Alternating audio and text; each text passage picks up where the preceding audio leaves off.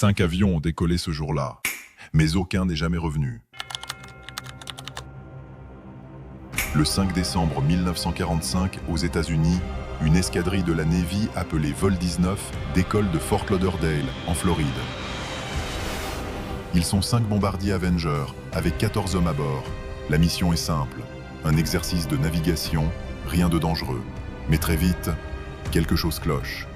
Le commandant du vol, Charles Taylor, signale par radio qu'il est perdu. Il dit que ses instruments ne répondent plus, que tout semble inversé, comme si les boussoles refusaient de donner une direction claire.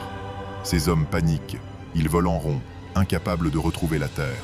La Navy capte les dernières transmissions. Taylor dit à ses hommes « Nous ne savons pas où nous sommes. L'océan a l'air étrange. » Puis silence total. Les 5 avions disparaissent, sans envoyer de signal de détresse.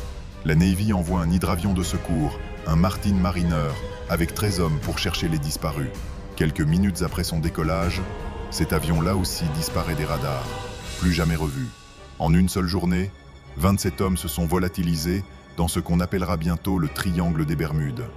Et là franchement, difficile de croire au simple accident.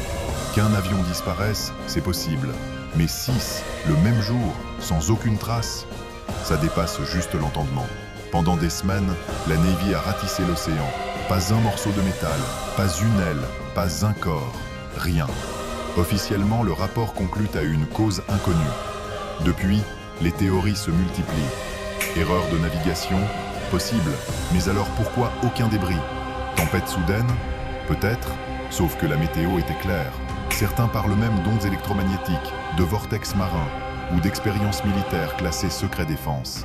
Et le triangle des Bermudes, cette zone entre la Floride, Porto Rico et les Bermudes, est depuis devenu le symbole des disparitions inexpliquées. Ce qu'on peut retenir, c'est que la mer n'est pas seulement un espace à explorer, c'est aussi un mystère qui résiste encore à nos certitudes.